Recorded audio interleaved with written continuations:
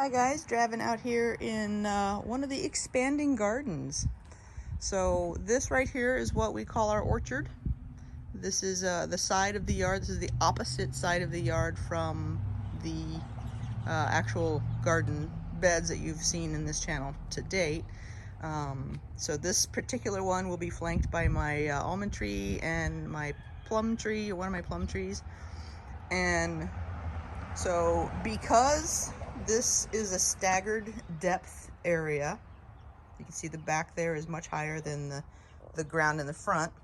What I've done is created this bed so that way the back wall, and this isn't technically a raised bed, I guess, because two of the boards are going to be above the ground always, and those are going to be the retaining wall. So they're going to hold back the mulch and stuff like that I put in the back there. And then, well, this is gonna be a retaining wall. And so then this is gonna act as a frame. But because we have gophers, and gophers really love this side bed, because they're coming in from the neighbor's yard over there, what I'm gonna be doing is digging down about maybe 6 inches. So we'll see how my my body holds out on that particular endeavor.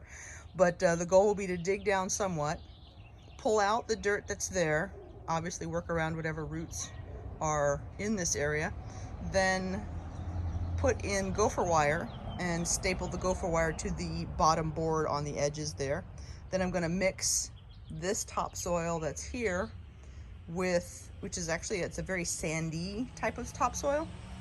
I'm going to be mixing that with a bunch of compost and other goodies, putting it back in, filling it up, so it will be filled up to the top of this board here. So we'll have lovely dirt, one board deep in this garden, and then it will be used for herbs. So this is going to be one of my herb gardens, and you can see throughout the trees that what I've done, and it's overgrown a bit, but you can see that I created, I used bricks to do this with, but the bricks are falling apart and they're coming down, and then just, you know, they're bricks, but they've not been cemented in place, so they're doing what I expected them to do.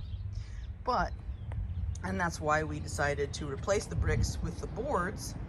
Not only that, but the boards follow through the theme that's throughout the rest of the yard. So we use these yard timbers to frame out everything else, including the raised beds in the other garden.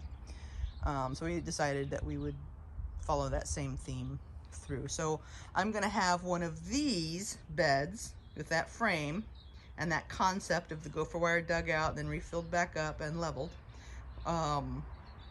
for